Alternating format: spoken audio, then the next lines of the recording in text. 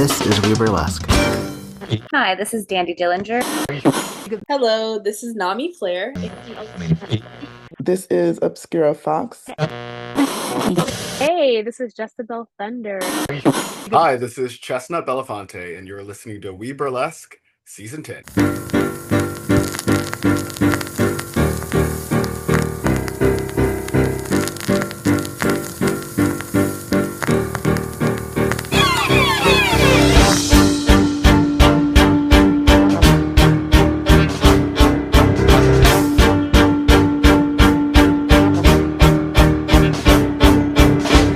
Get right into it.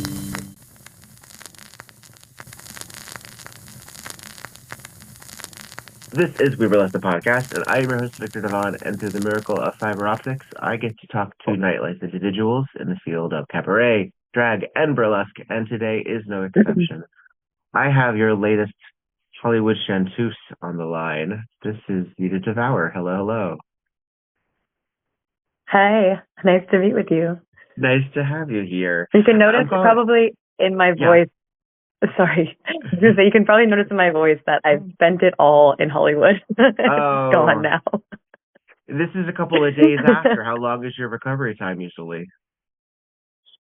I anticipate, well, usually it would only be for like a day or so, but we've just started the Vancouver Burlesque Festival last night as well. And so I have more days of cheering ahead, fortunately. Goodness. So we're recording this on a Wednesday. It actually happens to be April 1st, however, no jokes aside. The festival starts on a Tuesday. Yeah, it's actually really lovely. Every year we have the Buffy's, which is like our local awards show, and that's always like midweek. And so we have like the opportunity to like gather the community before the festival starts and like give out serious and silly awards to each other. And then there's often performances as well, and often the opportunity for some newer performers to perform in that space too. So it's really like a lovely pre-festival community event. Very nice. Very nice. I'm no stranger to silly awards, so I appreciate those. I find that a lot of times we get stuck as burlesque people that we're very self-congratulatory a lot of the times, but I like to think that we are amplifying our friends and colleagues as well when we do that, not just rewarding ourselves. No, absolutely. And also it's like, why not? Like there's so much that's tongue in cheek in burlesque that I'm like, why are all of our awards don't have to be super serious, you know? Like let's get a little silly with it. Well, let's get that out of the way then. You are going for a super serious in a couple of weeks. As of the time of this recording, it hasn't happened yet, but you're going to the Burlesque Hall of Fame. Congratulations. Thank you. I'm so excited. I'm flabbergasted. I'm nervous. I'm all of the above. Are you singing? No. I'm not singing. Thank God. It's one element to take out. One less thing to be nervous about. Understood. So for you, was it singing, dancing, or something else that came first for you? It's hard to say. I come from a background. It's interesting because I wouldn't necessarily call myself I would never have called myself like a singer or a dancer throughout life growing up. I'm somebody who has always sung and has always danced and has always performed through life, but I never really had like a stage for that. And so those were always a part of my existence from being a little wee tot. And I kind of like dabbled in music theater when I was in university, and I did like 2 years of dance as a kid. And then finally, when I was in my 20s, I was like, I want to do this so bad. So then I just started going to dance classes. And I guess that was the first thing that I did that like, where I started like training, so to speak. So I suppose dance would have come first, but all the other elements were there all along too. Mm-hmm. Well, that makes sense. That makes sense to me because so for this past weekend, at the time of this recording, obviously weeks have gone by, but for our context, when you were at the Hollywood Burlesque Festival, you did "I Can't Do It Alone" from the musical Chicago, great Candor and song, and what I think it was specifically the film arrangement that you did. Yeah. Which Captain Zeta-Jones obviously blows out of the park, but if you look at the film, I feel, this is my estimation, so it's never more obvious than in nowadays slash hot honey rag, that there is a Roxy who will learn and will work and will get it all right, but it still takes a lot of practice. And then there's a Velma Kelly who is by no means working any less hard, but it comes so naturally and just, if you look at the two of them, just the differences in Renee Zellweger and Catherine Zeta-Jones. Catherine Zeta-Jones is just gliding into it, and Renee Zellweger is keeping up. That's a very apt description. Do you think you are a Velma Kelly in practice or in nature? You know what? I think so. I always saw myself as the Renee Zellweger in this situation when I was younger, but that's mostly because I grew up in a household where my sister was the performer, and I was like, well, she's the Velma, duh. Like, she's doing this. She's the one that it comes naturally to. I'm just here kind of like snapping in the background, trying to be like, I'm in your ensemble, like I'm doing this too. But now that I'm somebody that's on stage myself, I'm like, oh, this is so at home to me. And I don't think that I would have necessarily seen that in myself before. But I feel very at home. I feel very grounded on stage. I feel very grounded being in front of an audience.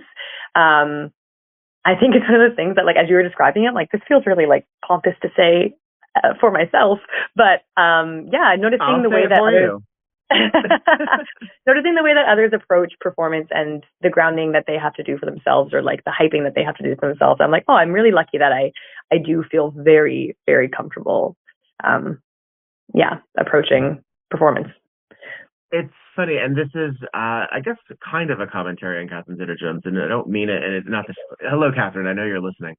But she's so natural as Velma Kelly in a way that I don't see in some of her other work, where I sort of see an affectation. So I know she was at home there, but there still is work and practice, and, you know, if a role works, then a role works.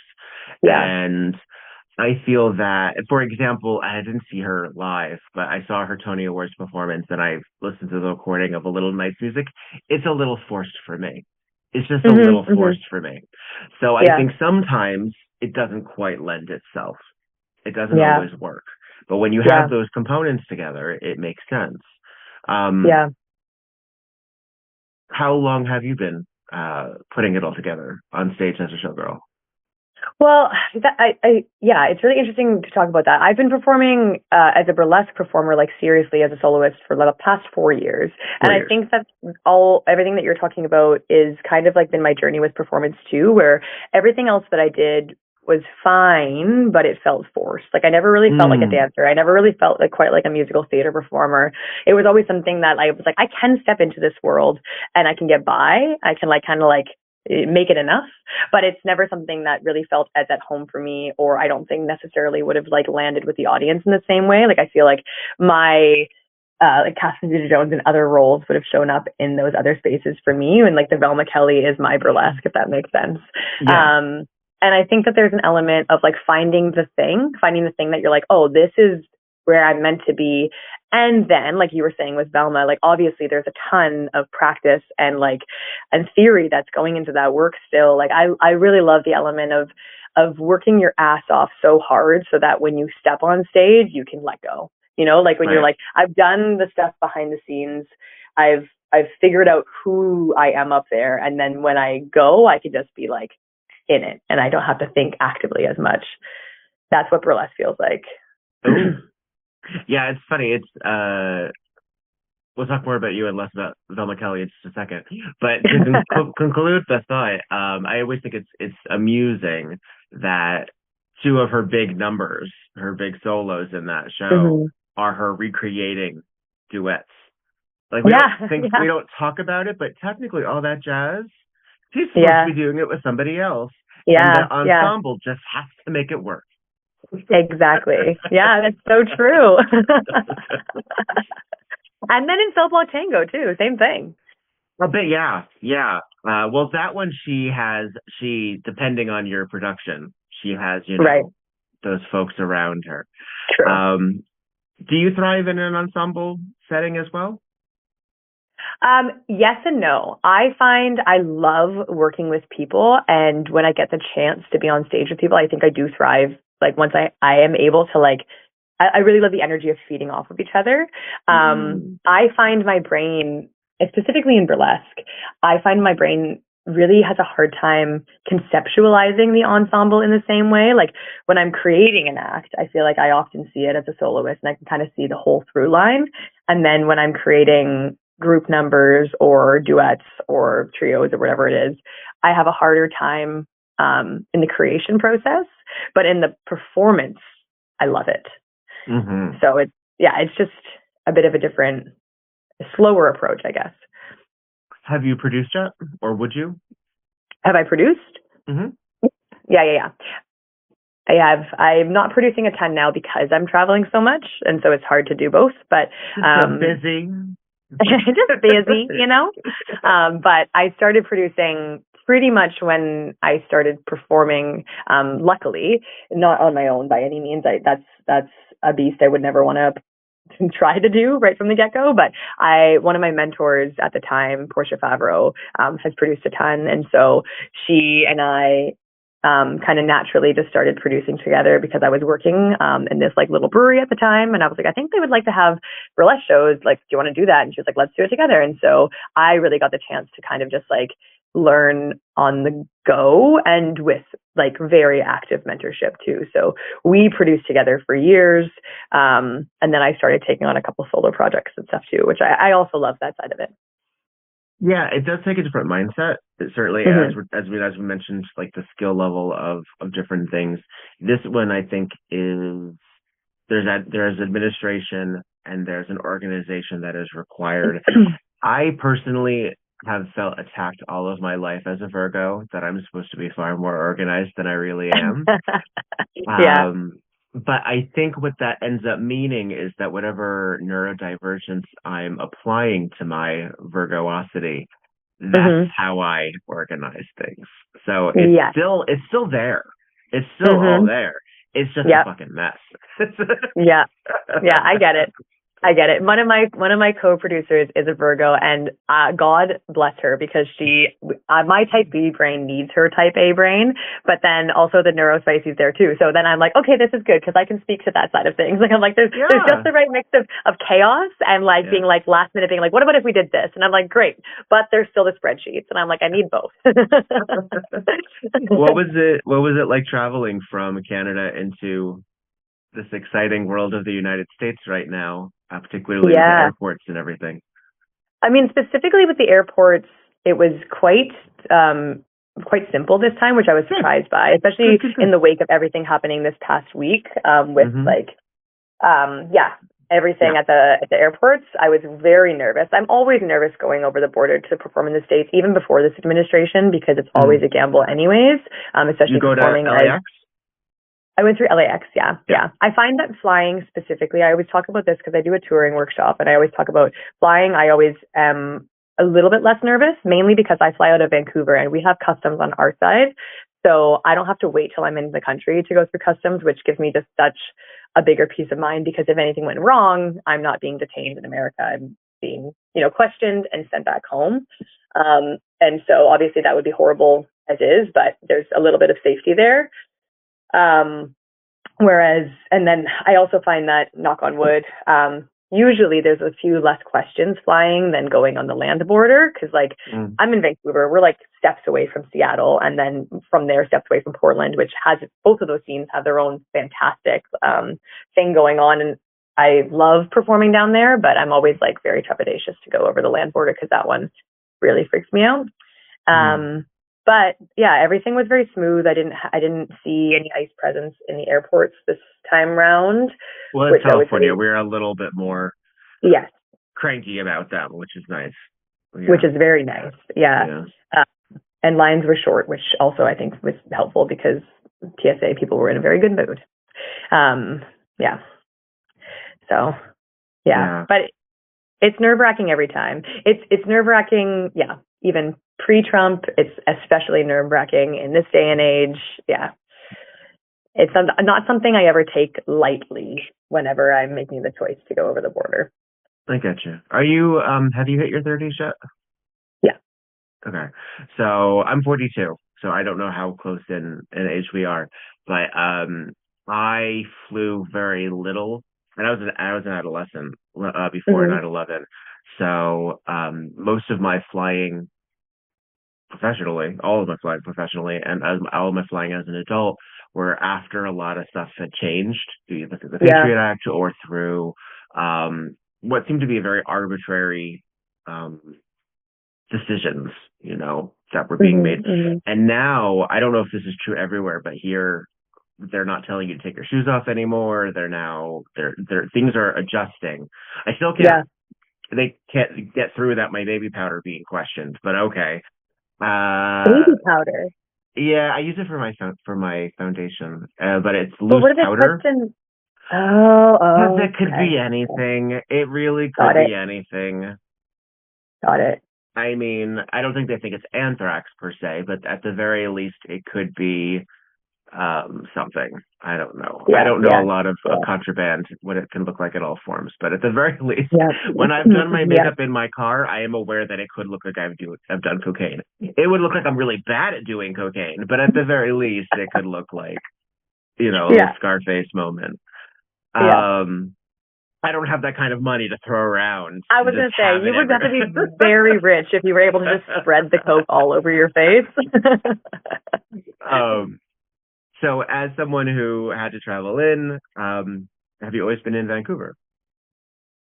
Have I always been in Vancouver? Mm-hmm. Since doing burlesque, yes. I grew up in Ontario, just above New York State.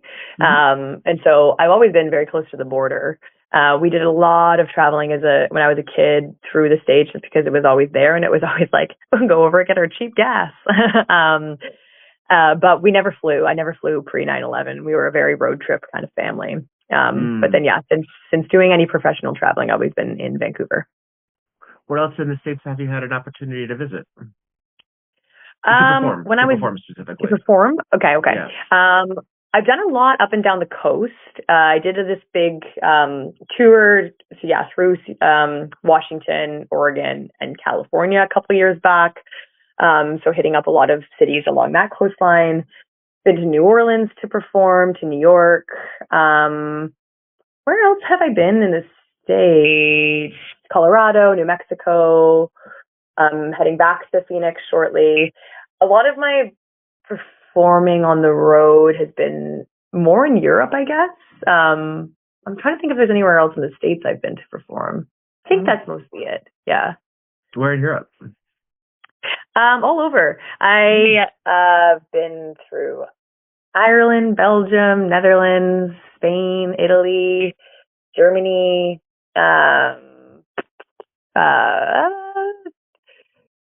Sweden, Switzerland, Denmark, going back to Bulgaria soon, which is fun. New place I haven't been yet. Wow. I was up in Scotland. Yeah, all over. Is it a bit of a wanderlust situation, or you just find yourself in these situations? Yeah, definitely a wanderlust situation. Before I was performing burlesque, pre-COVID, I was a huge traveler. I've always kind of structured my life in a way that I can take off for a month at a time, or maybe 2 months at a time every given year, to just go. Or when I was younger, I remember being away, I went backpacking for a year and all that kind of stuff. I've always had that wanderlust in me. And so, obviously throughout COVID, that was not a very present part of my life. And then I started doing burlesque in that time. And when I started learning about festivals and stuff, I was like, wait a minute. So you're telling me I can go somewhere new and dance there? And then the more and more I got to do the festival circuit, the more I got to make connections with people elsewhere that were just doing other shows. And then I've naturally kind of structured my entire performance, career around traveling and touring and all that. Yeah. Well, that's such a blessed existence, absolutely. And there are certainly folks who never get out of their small towns and have an opportunity to. So that's so. I mean, it obviously costs a lot of money. It takes a lot of wear and tear on oneself, and I would think that particularly as an entertainer, you wouldn't necessarily find your place. I hate to say tribe because that has its own but you wouldn't necessarily find all of these different places that would love you so specifically. So what do you feel that you bring to your burlesque that makes you so internationally accessible? Is there something that is, well, as opposed to something that'd be like, oh, that's so American, oh, that's so niche in this regard? To get that kind of accessibility is I think a great strength, and to be wanted in so many places. So what do you think that your burlesque represents for you that makes it so bookable? Yeah, that's a really great question. I mean, I'm going to preface this in two ways. One being that I've definitely been places where what I do doesn't land as much. And so I'm sure you've also been turned out too. People have said, yeah. Tons. That's all part of the game. But yeah, there's definitely been places where my particular brand or style of burlesque isn't what people expect or want. And I'm like, okay, well, now we know this is not the scene for this. And also I have to preface it by saying too, that I'm like, I also acknowledge that my particular aesthetic, as outdated as it is, in line with a lot of, it's very easy to be accepted cross globally, like I'm a thin white gal. And so I hate to say this, but it's true that I'm like, I'm not challenging a lot of people's narratives on nudity and beauty standards and stuff like that. Yeah, exactly. So I know that there's that.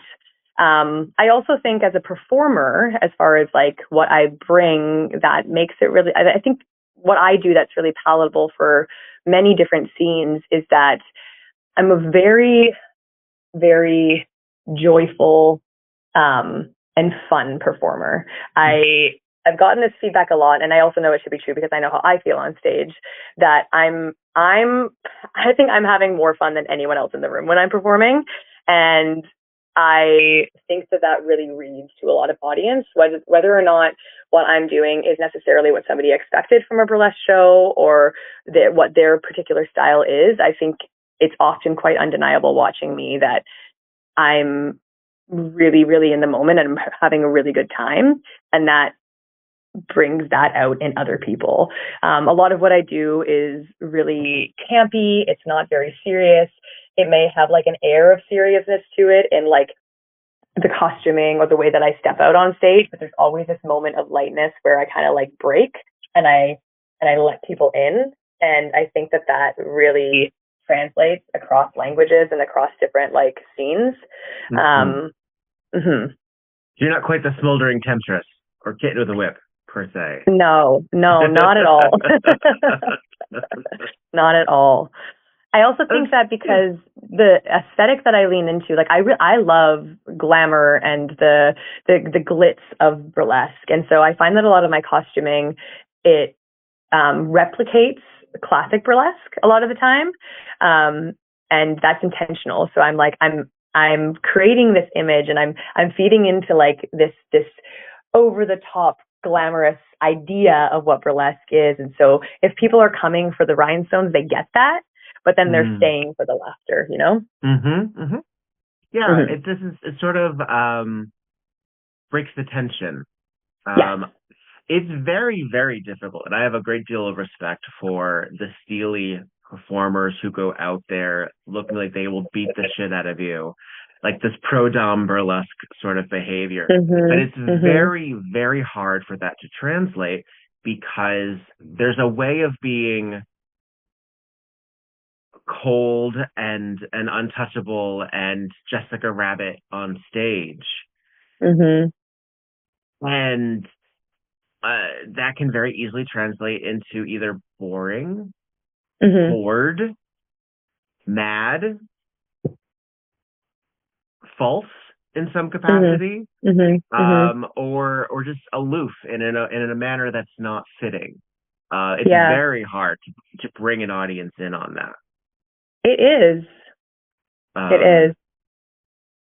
Yeah, That I said, find comedy is hard too because you got to make the audience want you as well. So Yeah. No, definitely the smoldering type is, I find it so challenging. I have so much respect for the people that can do it really well. It's definitely something a skill I would love to acquire more, but I don't think that I'm totally there yet.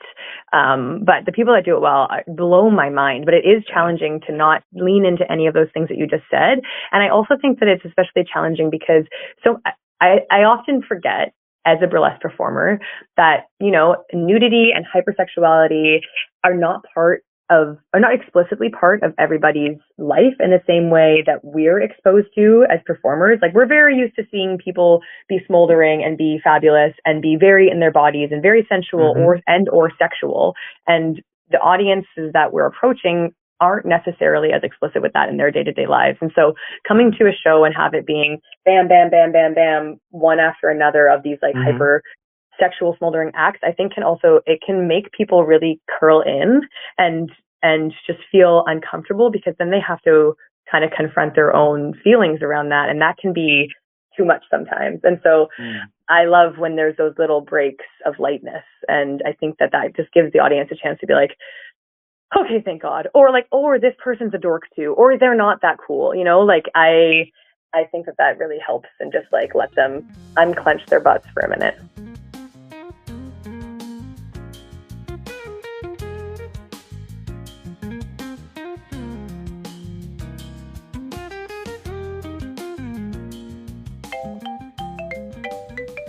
Hi, I'm Jen Ponton. And I'm Lillian Bustle. And we're the hosts of All the Fucks, a podcast about vulnerability. But it's more than just that. It's nostalgia. It's unrequited crushes. It's the mortifying moments that make you want to crawl back inside your own belly button. Ooh, and somehow it's sometimes about pelicans. A pelican allegory, if you will. Oh, I will. So if your heart has ever felt like a skinned knee, oh, you'll fit right in as one of our fuck buddies. All the Fucks. A storytelling podcast wherever you listen. Hey, this is Viktor Devonne, and I would like to thank the patrons on patreon.com/WEBurlesque for throwing dollar bills at me. Let me just say, it feels really, really nice. So if you have the opportunity to throw dollar bills at someone, do it. They'll remember you. I would like to thank my name, Devin, Courtney, Clara, Dottie, Charlotte, Horace, Luna, Lucy, Roxy, Faye, Tiffany, Shimmy, Curly Bright, Oliver, Sebastian, Alex, Bo, and Stormageddon very, very much for your continued or recent financial support. Goodness gracious, I know that we live in a cesspool right now where dollar bills are hard to come by, so the fact that you think this is worthy of throwing bills at, I agree, and I thank you. If you would like to throw your dollar bills in some financial capacity to me, you can find me at Viktor Devonne almost everywhere, including Cash App, Venmo, and WEBurlesque at gmail.com for PayPal. You can also go to WEBurlesque on the Patreon and throw me dollar bills there too. It seems so tacky, and yet it changes lives to ask for money. So there we have it. You're the best.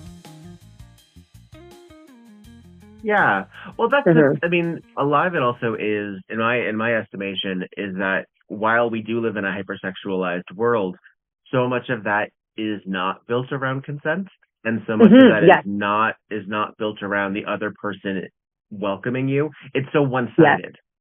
So if frankly all you're used to is magazines or JPEGs, then you're going to have a different view than, or even if you're going for a professional. If since sex work is work and OnlyFans is often sex work, there is a service position aspect to that. So there is a fantasy fulfillment that is sort of on demand. And in burlesque, while there absolutely is a fantasy element, traditionally, depending on the show, but traditionally, you're letting that audience in on something that they didn't necessarily subscribe for. They didn't necessarily say, put in these prompts, give me what I'm looking for. They're being challenged very frequently in body type, in ethnicity, in sexuality, in whether or not that person has any physical differences, disability, tattoos sometimes. They may not get what they were necessarily expecting. And then they also have to deal with the fact that this is a real person who will respond to them in kind. And suddenly there's all this other stuff going on too.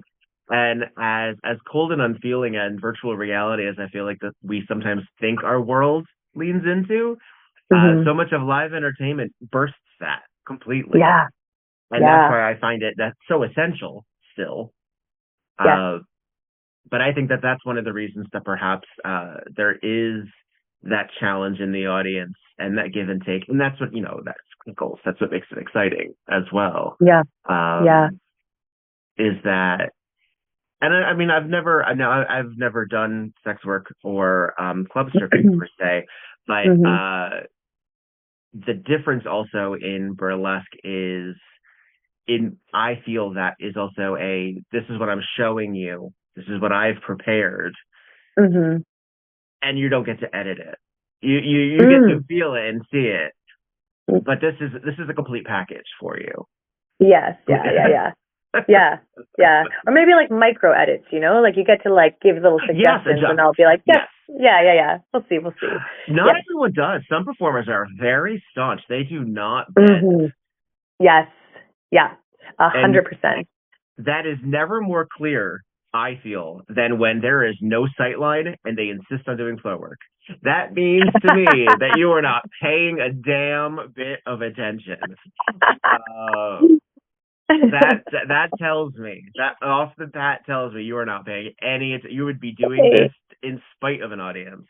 Yeah, you're like, I'm doing this entirely for me. Oh, you're here? Okay, great. Well, enjoy yourselves, I guess. So much of your burlesque, I mean, so again, not to keep bringing it back to the one act of yours I've seen, but it is the one act of yours I've seen. It is interactive. It is a monologue, but it's to an audience because that's the nature of that song. It breaks the fourth wall. Partially because, the lyrics incline you to, but you don't have a physical person on stage. You don't have a Roxy to be telling this to. The audience is your Roxy. So when you are engaging with an audience, you're talking, you were working with them. Do you find that is indicative of a lot of your burlesque, or do you sometimes have acts that happen somewhat in spite of the audience, where there is a fourth wall? I wouldn't say that any of my acts have a complete fourth wall at all. Like the thing I love most about any live performance, especially burlesque, is like the give and take of receiving audience interaction and interacting back with them. Also, most of my burlesque realistically is not on stage. Like I think a lot of cities, we don't have a lot of stage time in Vancouver. Most of our shows and all the shows that I had produced as well. So most of my performance experience is in floor show environments and in roaming environments. And that is entirely based on audience interaction from my perspective. I'll go up, I'll know where my hits are, I'll know when I'm going to be doing reveals and stuff like that. But I love not knowing what I'm walking into in any given show and just seeing what an audience member offers me and being able to bounce off of that. I think ultimately that's like where I'm my happiest performing because it's so intimate. And that fourth wall is so broken. Definitely in like some of my stage performances, especially something like what I'm doing at Behoff and stuff, the routine's set. I'm doing what I'm doing. I am very much like, I know it. I can turn off my brain and my body goes. But there's still that like eye contact. There's still those little micro moments of connecting with somebody and having something ever so different that wouldn't happen in the last performance because I just love leaving space for that. Are you a competitive person? Yes, I am. Yes. It's good to know about oneself. Yeah. It is good to know. I was competitive as a kid. I've always been competitive. I grew up doing a ton of sports. I loved competition. I definitely had an unhealthy approach to competition when I was younger and would be, I would say too competitive and would be too down on myself depending on certain results. I think that I've done work to unlearn that side of things, but the competitiveness is still there. It just shows up in a different way. But yeah, I love it. It challenges me. It gives me the opportunity. I always want to be putting my best foot forward when I step on stage, whether or not it's a competition or a show or whatever. But it just gives me that little extra push to be like, what else can I do? How else can I elevate this? And it puts me amongst people too that inspire me and make me grow. It's just, I love competition. I find it's a great motivating factor for me. I enjoy it to a degree. And I've participated in a few recently, actually. So last year I did the Arizona Burlesque Festival and Mike Gritt's Atlanta Festival. They both wanted my Paper Moon act. So if the audience knows who that is, that's my Paper Moon act. Yeah. And it's not that I was more delighted and proud, frankly, that was considered a competition act than worrying about winning. Because it's not a glamorous act. It's not a showgirl act. Yeah. It's not even, it's actually not really an act where I engage directly with the audience either. It's sort of, there is a fourth wall. I look at them the entire time, but I'm looking past them. Because that's the narrative. That's the plot. That's the plot of it. So, of that. And so I just want to be a part of it. I just want to be reminded that I qualify for that kind of thing. Maybe get third if that comes up. But it's my favorite part is I guess sort of just being recognized in that regard. And there were a couple of people, there were two people actually, and I won't name them because I don't have permission to, but there were two people at the Hollywood Festival who said to me that they did not feel that they performed their best. And I said, I liked it a lot. And somebody said, oh yeah, it was great. And they were still going down on themselves on it. And I was like, so my rule, and I'm not always a rule follower, but I try. My rule is that if two people have complimented me or said I did well, then I'm wrong. I've been outvoted. And I try to take that into heart. Sometimes it depends on who's telling me. Because not everyone's opinion is truth. But if I believe them, then that's all that matters. That's really all that matters, isn't it? But I couldn't win shit on the East Coast, and I'm the kind of person who competed in a New Jersey Burlesque Festival as the only New Jersey Burlesque person in that category, and lost. So then I came over here and I won Mr. Hollywood, and that was never promised to me, and it was a delight. And I will remind you the day I die that happened anyway. No, I'm very similar to you in that sense. I feel like that's, whenever I'm applying to something, I mean, ultimately at the end of the day, I just want to perform. I just want to get my ass on stage. I don't really care if it's a competition or if it's a showcase or whatever. But I agree with you in the sense of being like, whenever I do get into a competition, I'm like, oh my gosh, like my work was, it was qualified to be in this category of people. And my favorite thing is being in a room of people and being, not that burlesque is best or worst or anything, but like being like the least experienced or like the least qualified person in the room. I'm like, I get to perform amongst all these people that I admire and look up to and whose art wows me and stuff. And I feel like that's the thing that keeps pushing me back to being in these like competitive settings too, aside from being a competitive person already. I'm just like, I want to be amongst the people that I look up to. Like that's winning, like to me, like that's the goal. And so I've had the privilege of doing a few competitions this past year where that's really been the feeling for me. And I'm like, great. Like if I can keep pushing myself to be in those settings, like I'm thrilled. Was Chanteuse the first win? No. Aha. What have you previously taken? I have won the Heart of Ireland Burlesque Festival. Burlesque Festival. I won the Zurich Burlesque Festival. I won a festival in Germany called the Saarlorlux Burlesque Festival. I came in second at Imperial Burlesque Festival. I won Best Neo Burlesque at the Alberta Burlesque Rodeo. And am I forgetting any? I think that's it. That's a lot. That's a lot. And that's a lot in a very short amount of time as well. So do you feel that you are the type of person that would, how do I phrase this? Because I don't want, if you don't win anything for a little while, not that I'm putting a curse on you or at all, but if there is a chance where you have a bit of a lull, because it's a lot at once, and I talked to Nami Flair about this, who has also recently won a shit ton of stuff, is on a great high right now. Yeah. And I don't want to say that the only way to go to is down, because I don't believe that to be the truth. Mm-hmm. But because there is so many of us, and the odds are not always in our favor, do you think that you could go a period of time and maintain that gusto, or would you need to readjust at any point, do you feel?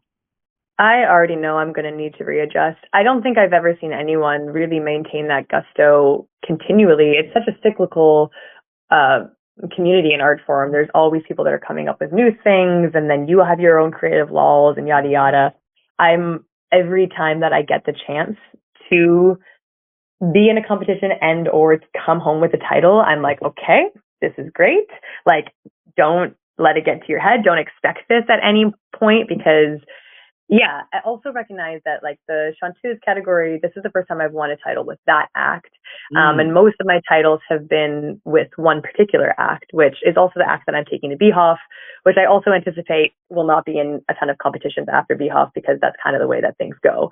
And so I am acknowledging that, you know, that act took a long time to get where it's at, and it's the act that I feel most at home in. And other acts I have to date a little bit longer before I'm married to them. So, like, I don't think that a ton of what I have necessarily is going to be in a place where it's automatically stepping into a new royal court. It has a lot more familiarizing myself with it to be done. And I would love to get to a point at some point where I'm able to, like, take home more titles or, like, be in competitions with different acts and stuff. But I anticipate that there's going to be a little bit of a lull. I don't know. I haven't figured out my strategies yet for dealing with that, but I'm working on it. Yeah. How much of an edit did you have to make for this act for BHOF? Was it, or did you already know this is the 4-minute act that I know I'm gonna? It was what it was. I have been performing it pretty much nonstop for the past, like, 3 years, and it's so. I feel like it's so complete right now. I'm getting into studio. I'm really lucky. La Dame Derriere is one of my good pals, and she's competing for Mix Burlesque at BHOF this year. And so we're having some studio time together just to kind of finesse our acts. But I'm not doing a ton of coaching or getting a lot of outside opinions on it at this point, because I'm like, it got in how it is. I love it so much. I feel happy doing it, and I don't want to fuck with it too much, you know, like I want to be able to, like, put this thing on stage that it feels like a time capsule. Like, I've finessed it over time, and I feel like it's my baby, and I'm like, I want to take that baby home, you know, like I want to let her have her moment. Yeah. That is interesting. There is a certain, I don't know if it's true of all of us, but there certainly is a section of us that when we get accepted into something, then suddenly people are like, oh, I have to update that costume because now I'm in this festival. Like, but you got in, honey. Like, you already got the gig. Yeah. Who are you working for? Like, it is an interesting impulse. Yeah. I feel like maybe we're always auditioning. Maybe that's what it is. We're always trying to, Yeah. There is that also. I hate the saying too. I was talking about this with somebody in Hollywood this weekend. I hate the saying of being like, you're only as good as your last performance. Like, the idea that like you always have to be outdoing yourself, and kind of like bringing it back to what you were saying about like anticipating perhaps a lull and stuff too. Is like, I think as performers, we're very easily caught in the trap of like constantly needing to one up ourselves and being like, we have to do better than our last performance. We have to come out with a bigger punch. We have to do this and that and the other. And so really trying to undo that in my mind of being like, it doesn't have to be better every time. You can experiment with something new and you can flop, or you can be like, okay, that one kind of worked, or it's got room to grow. And yeah, really trying to keep that at the forefront of my brain, being like, it doesn't always have to be better. It's difficult. It really is difficult. And I think one of the reasons that saying exists is because if you, it's sort of that law of perpetual motion, that if your act lulls, then you'll do it again in that way. Like it's hard to go up, like going up and down is not often in our motion. You, in theory, should always be at a certain level, right? So if you drop, that means that there's a chance that the next time that you do it, you'll drop again. Or right. At quote as that or what have you. It's so circumstantial in our field, though. Yeah. Our acts, not just for the wear and tear of who we are as human beings day to day, location, what the audience is feeling, if that act works in that space, if we're even doing that exact same act. Yeah. I had the pleasure of working with a performer in New York when I was there for a long time, and there was just one act that I was doing. It was just the season for it, I guess. I did it 3 or 4 times within 2 months, and constantly at the same shows that this other performer was at. And I was like, "Oh, sorry, you're not going to see anything new from me." And they were like, "Oh no, I really like seeing how you change it every time." And I was like, "I change it every time." Like, yes, that's totally the plan. Exactly. What they meant was they said so my strength is my face. I'm not a dancer by any means. I'm not a costumer, but my strength is my face, and I know that. So what they were referring to is that sometimes what they basically meant was that sometimes the act is sad and sometimes the act is funny. And I was like, yeah, that's so exciting. Let's see how I feel tonight. Let's see how that goes. And I mean, sometimes that works and sometimes it doesn't.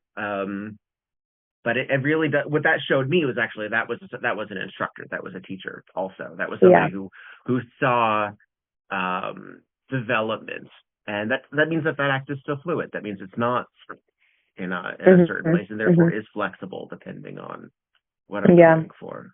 So yeah. And I like that in theater. I do. Yeah. I like the idea of line reads in a different direction, or what giving weight to things.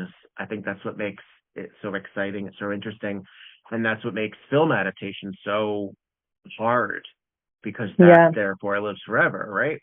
Yeah. So, who are some of your personal inspirations? They don't have to be local artists. They can be celebrities. They can be people you had on your wall. Who were some of the people that were like idolized? Okay, first of all, the person that I idolize most of all in my life is Kristen Wiig. I remember watching, I was a huge SNL gal when I was younger, and I remember watching her when she came on to the show, and I was like, oh my God, like just her specific brand of physical comedy was so inspiring to me. And obviously a different art form, but I feel like I took so much from that as a performer and as a person, just in the way that I like move through space and I present myself, especially on stage. I love what she does with her face and how elastic it is. And so I feel like that really gave me space to like play and perform for myself. Like I remember being at home when I was younger, and I would just sit in front of the mirror for hours and just like make different faces at myself and make different voices and like what their faces would look like with that voice and stuff too. So I feel like my elasticity in my face has come from her. As far as like burlesque goes, kind of always been drawn to the sort of artists that have the same sort of blend that I bring onto stage of kind of like a little bit of classic, a little bit of glamour, but then a lot of camp. I remember I started doing, within the couple of years that I was doing burlesque was when like Margot Mayhem was like on her like uprise and like won best debut and stuff. And I was like, this. I remember she came to Vancouver for a show, and just like watching the way that she played with the audience and incorporated comedy, but was still just like incredibly hot. I was like, that's the kind of thing that I love. Yeah. Always. What a doll too. What a sweetheart. What a doll. What a sweetheart too. Like on top of all that, I'm like, oh, you're also a cool person to hang out with. Like what a combination, you know? I'm always attracted to that style. Yeah. More than anything, yeah. Betty Bombshell, like the same sort of thing. Like I'm like every time I see her, I'm just like, you're so gorgeous and the way you move is incredible. And then you just have this like massive campiness to you, and I just love that. Yeah. Well, again, it's that sort of accessibility. It's that friendly sensuality as well. Exactly. Where you don't necessarily think you're cool enough to hang with them. Yeah. But they'll tell you that you are, and that's okay. Yeah. And you're like, okay, I'm in. Great. You did start after the pandemic then. Yeah, I did. Yeah. I started taking classes in 2019, and then my first ever performance on stage was like a group act in the school that's in our city. And it was like March 16th, 2020 or something like that. It was like literally the next day, like while our show was going on, they were like, okay, we're officially sold out because the capacity for the show just halved. And we were like, what's going on? And then the next day was like everything shut down. So I fell in love with this thing the day before shutdowns. And then I spent the whole shutdown time just like sopping it up like soup. And then as soon as I got the chance, I bursted out and started doing stuff. So there are a couple of people who did digital burlesque for their first round. That was not you. No, my first round was in person, and then I did a lot of digital after that. Oh, okay. Yeah. What was your experience with that? I hated it. It was. You need the audience. You need that person. Yeah, I get it. Yeah, I hated it. Also, like, I'm not a trained dancer. You know, like I found that following steps on a computer was difficult, and I'm such a person, which is why I was like, I have to have my face on here to talk to you. Like, I'm just like, I love connecting with people as closely to like physically as possible. I find that I get a lot out of that. And so trying to learn from people, trying to like replicate the student environment of being with your peers online was really difficult. And I have so much grace and applause for the teachers that kept it alive, because ultimately it was so much better than nothing. And they did such a good job. But I feel like so many of us felt it, where you would just like do your thing and then you would close your Zoom after and you'd be like, I feel weird. Like you don't get that same sort of like endorphin high. I go from, like, pick these things off the ground now. Yeah, exactly. Yeah. I found I was better at video if I was editing it, because then I didn't do burlesque. I would perform straight through, but I would do a lot of other shit that I could like splice in to sort of mix it up a little bit. Just doing it straightforward just wasn't my vibe. Yeah. So I had to sort of treat it like and I'm not a video editor. Yeah. But I can fake it. Yeah. And I can pretend. Yeah. And I feel my live show in New York our last show was in January of 2020. Not that we knew at all what was going to happen. It just so happened that I was moving to Southern California. Officially, fully. I'd been back and forth for years at that point. And then I don't think I did a digital anything until the fall. I sort of crumbled in. I didn't really know how to participate. And looking back, they're sort of like, oh, I wish I had done more. Because seeing some of the, I don't know. And some of that's also an element of the Silver Tusk Awards, because the last couple of years we've had a video component. We've had video acts. And it's so hard to get people to want to do video acts. Yeah. That I don't really know what the future of that category is, frankly. I really don't. Because it's such a different mindset and skill set. It really, really is. But I do like it. Like it. When it's done very well, video burlesque can still be a lot of fun. Absolutely. Yeah.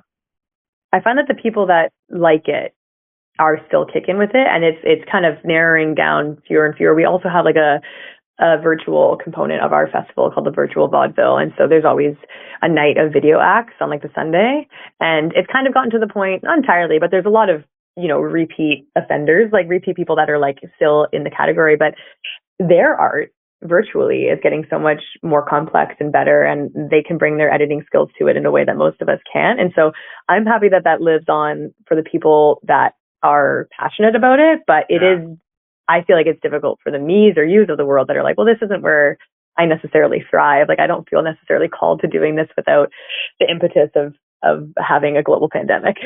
Yeah. And that's the thing also, is it was such a moment in time, not that I either do or do not anticipate that ever happening again. Mm-hmm. But I feel like if that were to happen again, we would still be in a different place in technology and our lives. Mm-hmm. I mean, can you imagine if that had happened at this point of AI? Like, it would have been entirely different world. Whoa. That is so true. Wow. Yeah. I hadn't considered that. That's interesting. We had to use the wrinkled curtain behind us. We didn't have any other choice. Now, we're dealing with, iPhones probably have had the same relative video technology the last 5 years or so, but still, so things are different. And now everything can be edited in Canva and, Yeah, absolutely. It's also interesting hearing you talk about being like, oh yeah, I didn't do virtual performance until like the fall, and looking back on it, like maybe I could have done this or that or the other. I also think that we forget like how weird that time was, like it's hard to think of it now because we're distanced from it, but like it was so uncertain and murky, and I think so many of us just froze or like just didn't know what. Yeah, it's scary, 100%. And it's totally normal human experience to be like, oh, you know what? I don't have a creative spark right now. Yeah. Like, the world is crumbling. I don't know what's going on. People are actually dying. Why am I not dancing? It's such a fucked up. Exactly. It's such a fucked up perspective. I know. Why don't I want? Well, but there was. I don't know if you remember, but there was sort of a sort of like, oh, good art will thrive now because everyone will have everyone can write. Yeah. I'm like, everyone can write King Lear, and I'm like, first of all, go fuck yourself, and second of all, because it's another thing is like, why are we putting it? Why can't we just rest? What is this gig culture when we can't even go outside? 100%, yeah, that part exactly, and that's already so ingrained in me. Like, I'm such a what's the next thing? What's the next thing? What's the next thing? Kind of mindset, and then when it's on us externally too, in these like really. Overuse this word again, unprecedented times. Like, no, why can't we not just be like, we're not doing this right now? Like, that's fine.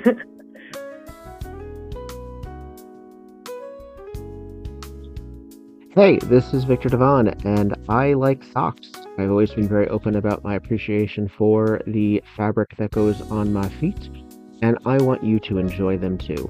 Please go to footclothes.com. Look at the variety of fabulous novelty socks that do not suck, and indulge. You can get 10% off now with the name Viktor Devonne as a promo code. That's VIKTORDEVONNE. Put it all together, no spaces, and enjoy.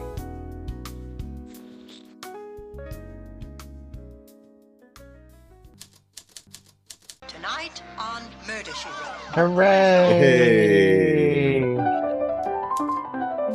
Yeah. It's kind of Piper Laurie and Brenda Vaccaro at A Love Child. Thank goodness. I want to know her. Nails. Yeah, where's her series? That's what I want. She's fabulous. The son is Joaquin Phoenix. I know. Isn't that nuts? And he is an ugly little kid. I'm sorry. We're just like, hey, remember when this guy was in this obscure Broadway show in 1976? Right. Look at him in those tight pants. Yum. Well, because there's not a lot really going on. It's unless you're listening to the dialogue, which, frankly, audience at home, you can do without us. We're just learning do your own work. Some of these backstory. But Boswell put her up to it. Yeah. And then Trish had to be killed because she realized that Boswell didn't have her interests at heart because Teddy was the inheritor. Yeah. Playing her like a fiddle. Boswell knew it, and Trish just gulped it down like one of those martinis. And then tossed it onto the In-law. And then lost her head. Poor Trish. Trish loses her head. This is Viktor Devonne. And this is Petra Fried. And this is Tonight on Murder, She Wrote.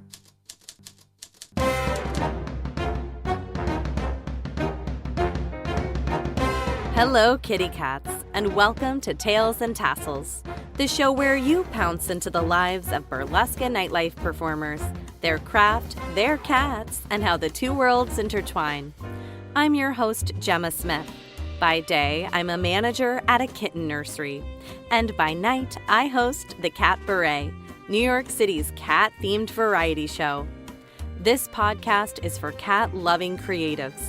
Whether you're twirling your tassels on stage, chasing your next big idea, or just trying to keep your cat off your keyboard. Season 1 is streaming now, with interviews, solo episodes, and bonus chats with feline experts. And Season 2 will be back this October with even more. I'm truly passionate about growing a community of curious, creative, and cat-loving humans. New episodes drop every other Thursday. Be sure to subscribe, follow us on Instagram at Tales and Tassels Pod, and send in your stories or questions to talesandtasselspod@gmail.com. You might just hear them in a future episode. Thanks for listening. I'm so glad you're here. Take care, and until next time, kitty cats.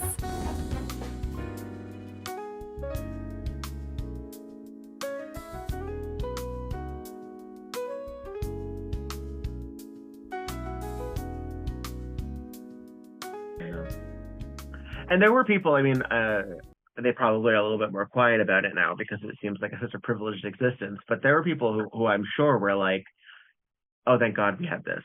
I feel I needed that rest. I needed that time. I liked all of that. Again, that's sort of an interesting perspective when there was so much trauma going on in the world. Yeah. And that was also like keeping in mind that was also not even followed. It was amidst the George Floyd and Breonna Taylor 100%. Yeah. There was a great deal of civil unrest and adjustment that we are now still barely coming to terms with. Mm-hmm. Because that ripple effect, had we not had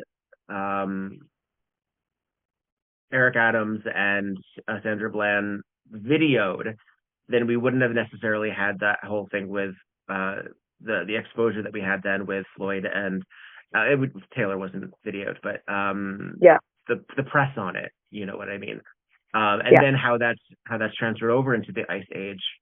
I didn't mean it that way. But I just heard that back. Yeah, I didn't think about it. But in this age of ICE basically being in every news component and being vilified as well as celebrated, and that really drawing a line, as well as how, you know, the war in Gaza has been monetized, essentially, how things are going in, like, I still don't know what's going on in Venezuela. I can't keep up. I think we still have him. I think they're still here somewhere. And not to chapel Roan, but to sort of say it's hard to keep up, and it's hard to do that. As artists and entertainers, we both have to acknowledge and be cognizant of it, and yet also not say, hey, audience, by the way, here's your trauma, let me wiggle it in front of you, don't you feel bad too? Yeah, absolutely. There's a very fine line between being political and being aware and knowing how to advocate without being like, okay, I'm gonna trauma dump and then I'm gonna show you my tits right away. Like, it's right. Yeah. And it's hard because then we also put that pressure on our marginalized colleagues, or our more marginalized colleagues, whether it's more visibly or invisibly marginalized, and they get to have fun too. We all just get to have fun too. Yes. And yet, how dare we have fun? It's such a complicated notion. It is a really complicated notion. And then I also remind myself, I think about this a lot because yeah, like you were saying, obviously there's a responsibility as artists to be aware of the context that we're living in and not be living in this dissociative existence and putting your blinders on. And there's also, I feel, as somebody who needs their own form of joy and escape and where I go to find that.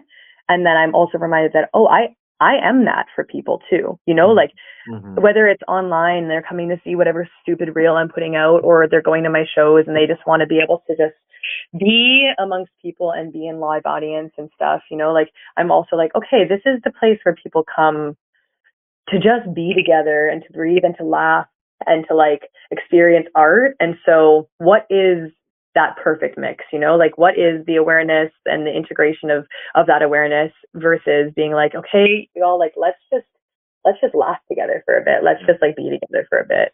Yeah. We come to this place for magic. You got very close to Nicole Kidman right there. Yeah. I love it. No, and it's real. It's real. And there's no real right answer to it because entertainment has existed as long as there has been war. And as long as there has been displacement. Yeah, it's rough. What else besides the stage gives you joy? What else do you enjoy doing? Do you have hobbies or interests or things that percolate? Yeah. Well, right beside me right now is my dog smushed between a bunch of pillows. And so Tell me about your dog. Oh, he's the cutest little boy. Oh my goodness, that's a big boy too. Yeah, he's a big boy. His name's Levon. He's wonderful. He's an absolute mutt, high in 67. I have no idea what he is. He's an excellent blend of like energy and just like a piece of furniture. Like when we're out together, he's ready to rock. He's like, "What are you doing, Mom? I'm with you 100%." And then when we're home, he's like, "I just want to snuggle," and it's great.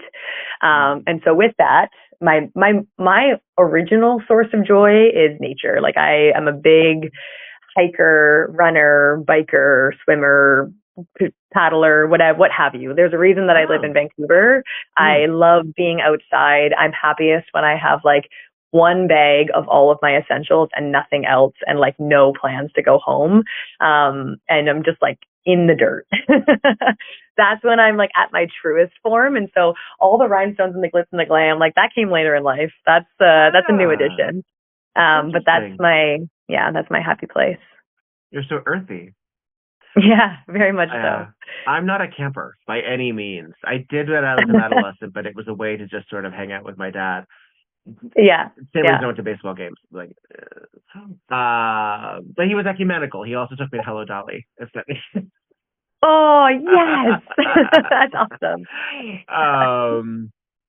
So yeah, I am not an outdoorsy kind of person, really. In terms of Vancouver, I know that especially we as Americans, are that's sort of a view of everything sort of being wilderness in Canada. We sort of view it as like the forest. And I've spoken to a few Vancouverians over the last couple of years. What is your particular area? Like, are you fairly removed from the city or? No, I'm in Vancouver proper. Like I live in a pretty populated neighborhood, just outside of the city center. And so it still takes me a good, 40-minute drive to get to the mountains. But even within the city, like there's the beach and there's like little forested areas. We got a lot of green space. And so I can find my little havens quite easily just by being on my bike. And it's good stuff. I remember my favorite thing is when I can blend the two. Like I remember doing my West Coast tour a couple of years back, and like we would like stay in the cities and stuff when I was performing, and then in the moments in between, I would just be like starfishing on the beach or like on top of a mountain. I remember like being in a tent at one point, like prepping my hair for the next day by like headlamp, and I just was like doing my curlers, getting ready, and I was like, I am at my truest form right now. Like this is the ultimate blend. Yeah. Do you think you could ever do like a Naked and Afraid or even like a Survivor situation where you cut off ties? No, I think I'd be ready for death quite early. I'm like, I've had a few close calls in the wilderness. The kind that, like, in retrospect, I'm like, that could have gotten really bad really fast. And if it started to get bad, I think I'd be like, take me world. Like, I'm like, I don't know. Like, when it comes down to like actual survivalist stuff, like, I'm prepared. I know how to handle things. I'm pretty good in like emergencies when I'm out in the wild and stuff. But like real stuff, like 72 hours or something like that. Like, I'm like, uh-oh. I think I would just be a fainting goat. Like, I would just like fall asleep and be like, I can't deal with it. Take me. Just let it take me. Just let the exposure take me. Yeah, I get you. Yeah. I'm not a survivalist. In any means. There's a severe part of me that's sort of like, I have no intention of surviving any of this. If it were take me out of my misery, please. I don't care if you then have to eat my flesh, but take me out of my misery. I'll be done. I won't know at that point. It's fine. I don't want to survive the plane crash, frankly. Like, I just feel like that's just not my vibe. Yeah. And I don't know, like, really what that says about me, but I'm also one of those people who is sort of really realistic about my threshold. Like, I am incredibly impressed at, the unhoused population and people who travel and in sort of this vagabond world. And I'm like, and I know that a lot of that is systems that have fucked them over, and therefore it's not a choice really. But I'm not a thriver in that sense. Yeah, discomfort. I'm just in the way that I've spoken about, I'm happy being quite uncomfortable. I'm happy touring and performing on 1 hour's sleep a couple of nights in a row. Like, it's fine. But then when it comes down to my threshold, I'm like, that's where I tap out. Like, I have no interest in extreme sports. Like, I always am like, if the chances of me dying are 50% or higher, like, I'm not doing it. Like, the people that are like free soloing the sides of buildings and stuff, I'm like, I'm good. Like, I don't need that kind of thrill. Like, I'm happy for like a little bit of scare and like adrenaline, no problem. But like, if I'm probably gonna die, I'm not in. Count me out. Yeah, you know what? Just write me a good article. Make me a documentary. I don't know. Yeah, exactly. Let me live on. As I was. Yeah.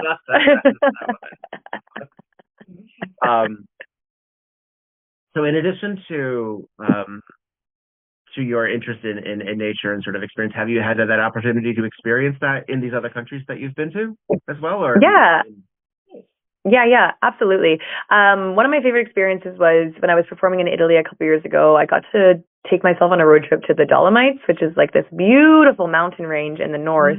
And I've done like some of my absolute favorite hiking up there. And I think I was just rocking around solo up there for like 4 days or something, just hiking every day, waking up, hiking, going get food, doing an evening hike, and then going back. And so I usually try, and then once again, like I was talking about on this West Coast tour that I was doing, I think we had like a few days off. I was with my partner at the time and my dog, which was so lovely.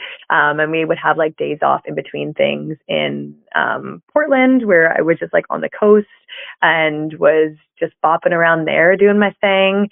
When I did the Panama Burlesque Festival, I took a 5 days on either end of the festival. And like the first 5 days I was surfing, and then the 5 days afterwards I was hiking in the country and stuff. And so part of the reason that I love traveling for gigs when I have the chance to is to be able to see somewhere that I've never been before. And I'm like, if I can integrate this other passion of mine, this like traveling and wanderlust and like outdoor adventure person, with the opportunity to do a show here and there, I'm like, that's great.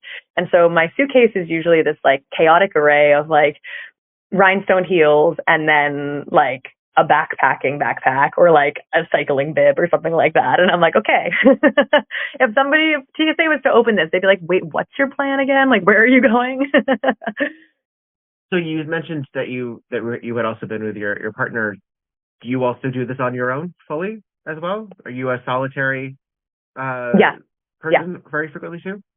Yeah, mostly I'm on my own. It's great. He's had the chance to come with me a few places that I've been and some of the tours that I've done and stuff. But with the trip I was referencing in Italy, that was on my own. And I'm going back to Europe for a month in April. That's on my own as well. Like I love traveling with my people when I get the chance to, but I love traveling alone. Like just the ability to wake up any morning and be like, what are we doing today? It's fun. I keep good company for myself. Yeah. But that's another thing too, is that there's sort of a viewpoint of sort of like the lonely road, like the traveler, and that's where the personal demons will get you. Like we hear about that a lot in terms of, some of our legends, not burlesque legends, but like our icons, like our Judy Garlands, or even like our comedians, that's the road is such a lonely beast, but not for everybody. Some of us work well by themselves, and I am for someone who I can get lonely, but I get like cosmically lonely versus literally lonely. I am okay by myself. But I do love my creature comforts, and I'm not a nature person, so throw me in a hotel and I'll manage. But I'm also one of those people that unless I'm rooming with someone at a lot of these festivals, I don't explore the cities. And I know that's terrible, and I know that's such a waste, but I will go the night before the festival. I will, depending on what night I am, I'm very frequently the first night, but whatever night I am, I will then do tech, I'll do the show, and then I'll like hang out in the hotel until I go to see the shows. Like it's just not, unless somebody says, hey, do you want to go get lunch? Or hey, do you want to walk around? Sure. But I'm not the first person to do it. Yeah, that's fine though. Like know your interests, and then know what your capacity is too. Like sometimes, especially I think the thing that we forget is when and I don't know, do you do work outside of performance? Do you have like a full-time gig or no? It's sort of. I'm mostly doing this, and so I do the pod. I have and some administration stuff that I do. But I co-run an unsuccessful website business that isn't really doing anything right now. So I spent a lot of time just doing burlesque shit. Yeah. Okay, cool. But that's like before, like for a few years when I started burlesque, I had a full-time job, and then I would go to these shows or festivals on the weekend, or I would go travel when I had the chance. And I would always have this pressure on myself of doing all these things. And then I would remember that I'm like, this is technically my weekend or my vacation time. So like I also do need to just like sit in a hotel room sometimes. And now that I'm not doing full-time work outside of burlesque, I'm like, okay, great. I'll actually have time to like whatever. But I'm like, no, now I'm a gig worker and I'm technically always working. And so like it's still, no matter what your thing is, like it's still okay to be like, I don't need to I don't care if I'm in LA. I don't care if I'm in wherever the fuck at Paris. Like I'm like, I do need to just like have a little bit of like binge time, like I just need to have recharge time. I'm a human being primarily. If I don't want to go out and do that thing, that's fine. Yeah. Well, that is, I guess, part of also like that grind viewpoint is that even if you're not working every day, and I've spoken to people who, like Charlie Quinn Starling is a Vegas performer. She's working almost every single day. Sometimes twice in one day.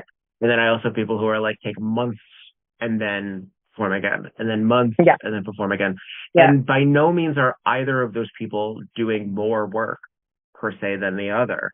It's just an entirely different life. Yeah.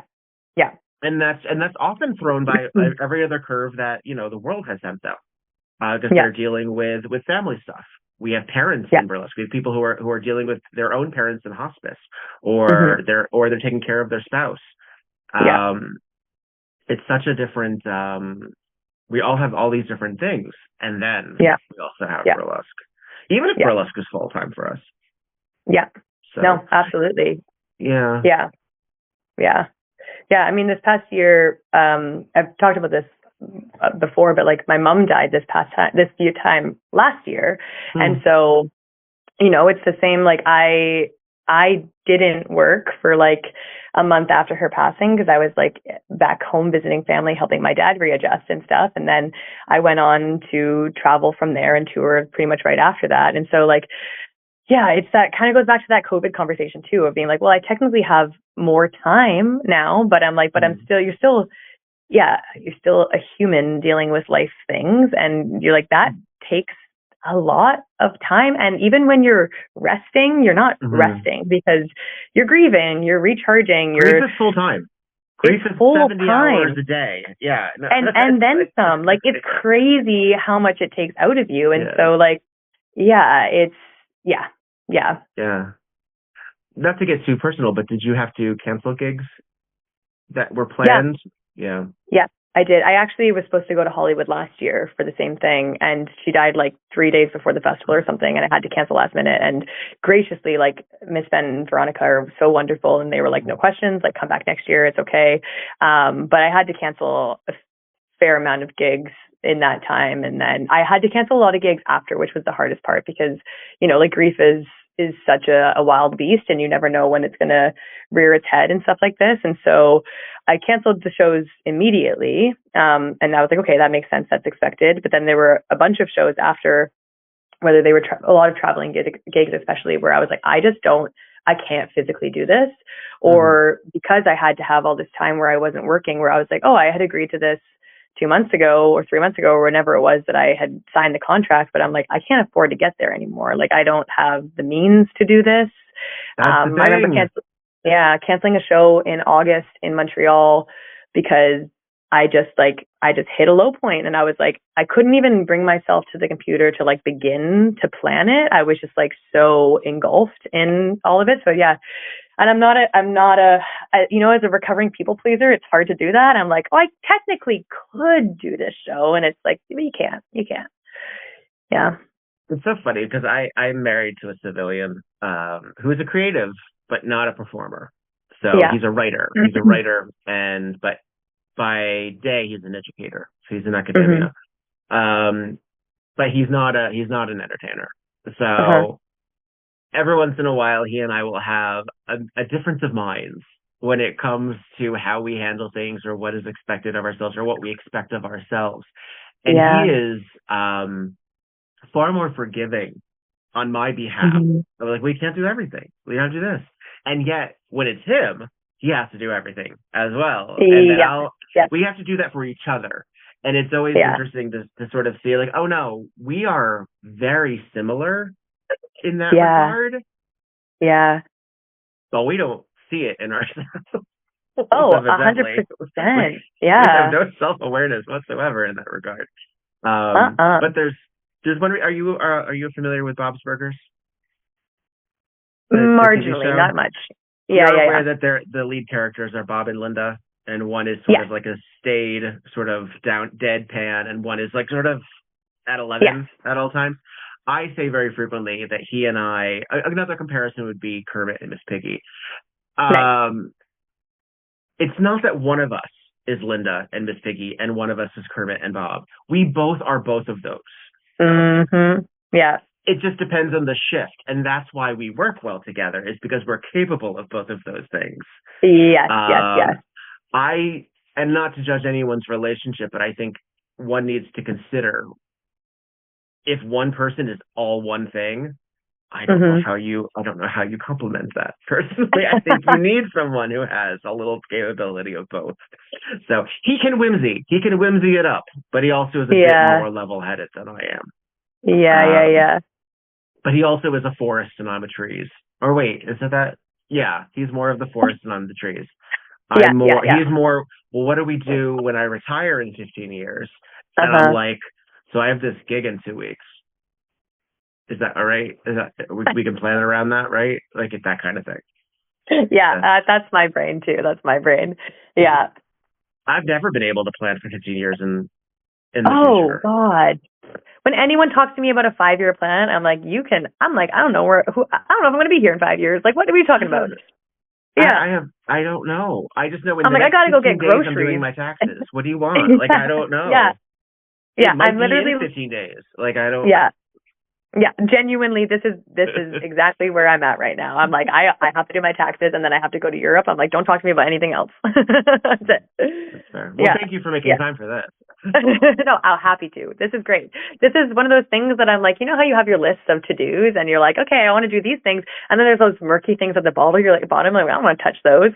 You messaged me, and I was like, well, this is obviously the most important thing that I need to be doing right now. This is bumping up to the top of the list. It's fun. And mostly it's fun. So let's do that one. Yeah. I try not to trauma dump too deeply. Yeah. Well, then that's the thing too, is that so few of us get it out. Like, we didn't actually speak at the Hollywood Festival. We were both in the same room, and we did not have an opportunity to meet. So this was in lieu of that. But one of the great pleasures that I have at festivals is meeting people and connecting with them, and also seeing what they do on stage, because that is like meeting them in a lot of different ways. I do have a producer brain. I'm not actively producing right now. So the way I book right now is through the pod. That's my way of connecting and amplifying. You know, if I find you worthy of amplifying, I don't think you should take that lightly. Oh, well, gosh, thank you. So in addition to preparing for Europe and Vegas, so you'll be going to Europe and then Vegas after that, or the other way around? Yeah, Europe, and then I come home for about 3 days, and then I hit the road again. Busy. You're flying, I'm assuming, into Vegas? Yeah. Oh, yeah. Yeah. Is this your first? I'm flying down to Phoenix. I have a gig in Phoenix the weekend prior. Oh, no, sorry, not Phoenix, in Arizona the weekend prior, and then I'm doing a little road trip up to Vegas with that crew. Nice. Yeah. Is this your first time attending the Weekender? No, I got to compete previously in a group act 2 years ago. And I would have seen you. What did you do? I was in the Betties and the Tempest group. Please remind me of the act.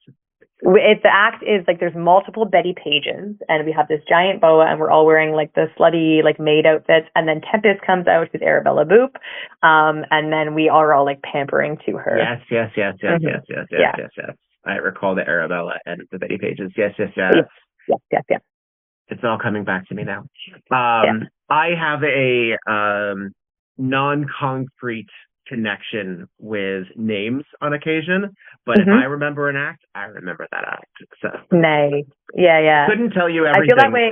But yeah, I feel that way about acts and faces. I'm like, I was talking about this with my friend the other day. I have like a photographic memory of meetings. Like, I can like meet somebody one time and be like, I'll see them again at a festival like 2 years later. I'd be like, oh, we've met before. Like, we had that conversation about how you really like pickles. And they're like, what? Like, how do you remember that? And I'm like, I won't remember your name, but I'll like remember everything about what we talked about. And then, that's my compensation for not remembering your name.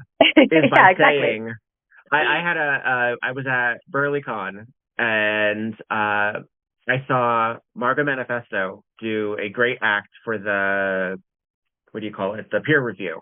And it was fabulous. And I wanted to say hello to her after the show because I thought it was spectacular. And so we were in the little hanging out room, and she sits down next to me, and I was like, oh, this is so great, because I was going to come up to you. And she says, like, it's so nice to see you again. And I was like, oh shit. And I've said this to her, so she knows this isn't me talking to out of and I was like, you drove me to the after party in Ohio that year. We do know each other. And she's like, yes, that's true. I did. I'm so sorry. The last time I saw you were dressed as a box spring mattress. I don't know what to tell you. She's like, I get that a lot. But it was such a brain switcheroo. But you give me a ride, and I will also remember that, because that was a connection moment. So. Exactly. So I'm so sorry. It's not that I don't remember you. It's that I have forgotten. I know too many. Yeah, and I don't expect anyone to ever recognize me. I don't know. I mean, though that's one reason I keep all these pictures behind me when I do the Zoom, to say that's what I look like in real life. Audience at home, not to break the illusion, I'm not in makeup right now. I mean, everything else. I have pasties and a G-string on, but not makeup. No. I would expect nothing less. But I mean, this face is not what a lot of folks see typically. Yeah. No, but even when I'm in full makeup, I don't know if you've met me. And I have been mistaken for one or two other people in the past, even in the Crown White before. So it happens. It happens. Yeah. Well, I always joke too. Yeah. One, I have a hard time recognizing people out of drag, even if they don't have the full face that you have. I feel like we all look very different than what we look like on stage. People don't recognize me all the time when I look like this, or when I look like when I'm in full face and stuff. I also I swear I have the most doppelgangers in the world. Like, there's got to be a Guinness Book of World Records for this or something. The amount of times, both in the burlesque world and in like normal life, where people are like, "Oh, I know you. You're so and so," and I'm like, "Nope." And the spectrum of, because I'm always like, show me a photo, I want to see. And then the spectrum of people that look exactly like me is wildly different. And I'm like, there's something about... You're not famous YouTuber Jenna Marbles? I don't understand. Apparently not. Or people like, especially because I've worked in service for a long, like many years on and off and stuff like that.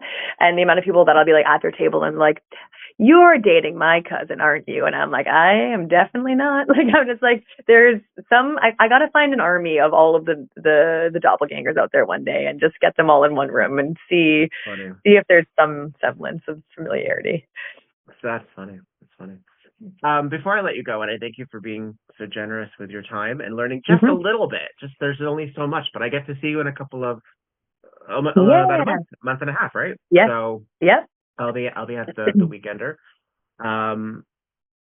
In addition to those exciting things and allowing yourself also decompression time and space and all of that, what do you look for as an attainable goal? What are some of those murky things at the bottom that you say, you know what, I want to throw a shot at them at some point? Yeah. I was just talking about this to Juna Bay because they were asking me at a festival recently about goals as well. And I'm like, I realized that I'm not a goals person. Like, it kind of going back to the conversation of us being like, I don't know what I'm doing after the next 2 weeks. You know, like, I'm a yes person. And I find that because I'm somebody I'm really curious about things. I have a lot of excitement. Like, I'm a very excitable person. And I think the combination of those two things pushes me in the direction of really cool opportunities. And then I say yes to them. And so I think that that's kind of gotten me where I'm at in burlesque and in life in general.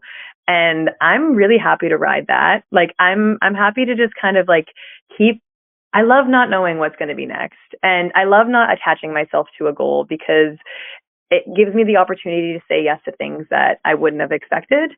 And it's gotten me to where I am now, and I don't know where it's going to take me. And I'm pretty happy with that. I love it. Yeah. Good. Yeah. Let's have fewer things planned, and because all that's gonna happen is things gonna fuck it up anyway. Like the scheduling is all gonna. And we have to allow ourselves for that. We have to allow ourselves. Yeah.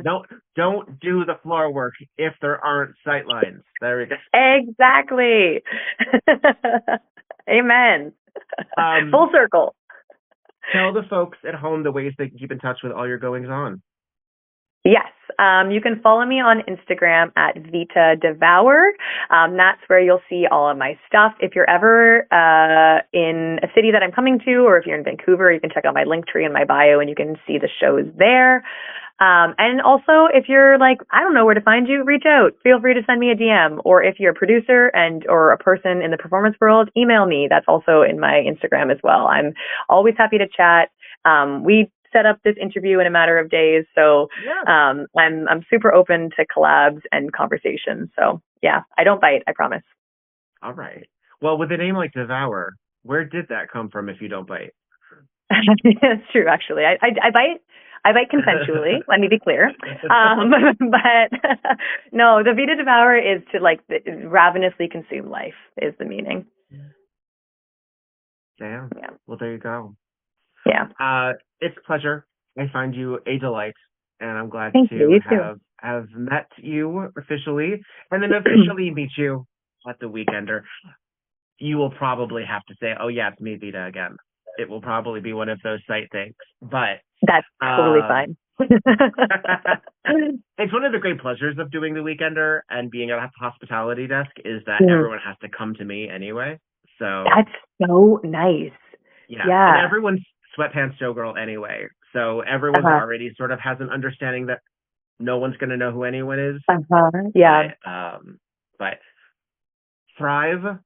I manifest great things for you because I see not only great talent in you, but I see an excellent perspective. And I think that those things in line can only give you greatness. So I look forward to thank you. Yeah. And I truly mean it. I was delighted. Like, that's the best way I can describe it when I saw you at the Hollywood Festival.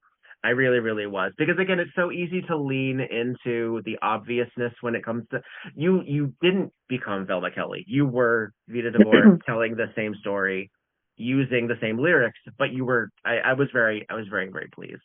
I don't mind a recreation, but I was so delighted by your presentation of it. So thank you so much. I look forward to your debut in Vegas and seeing how what you bring to that one. I'm so excited. Thank you. And thank you for the kind words. It was really lovely to get to meet you and get to chat and get to know you better too. I'm really happy we got to do this. Yes. Safe travels as you continue to work the world. And hopefully, I don't know when I will find myself in Canada again. I do have some friends in Vancouver, some colleagues that I've gotten to talk on the pod and meet in person. I don't know when that's going to happen, but at one point or another, may we share a stage either domestically or abroad. Absolutely. Yes, I'm sure it will happen. If you ever make your way up to Canada, send me a line. It would be lovely to see you, but I'm sure that we'll cross paths somewhere in the world sometime soon. Fabulous. Well, be well. Yeah. Mwah. You too. It's a pleasure. Take care.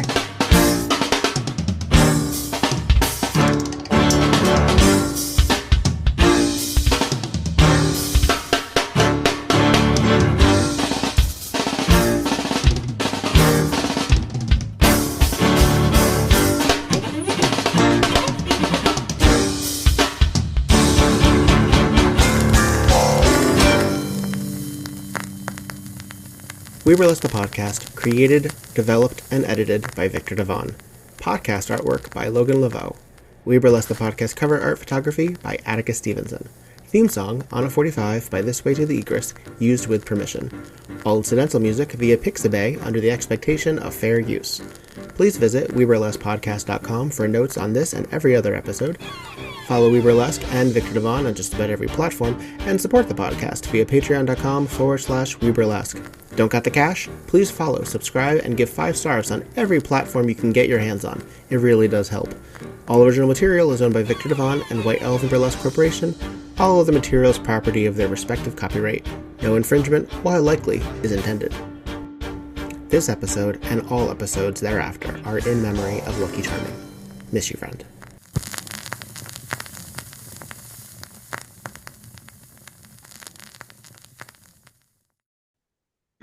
And that's it.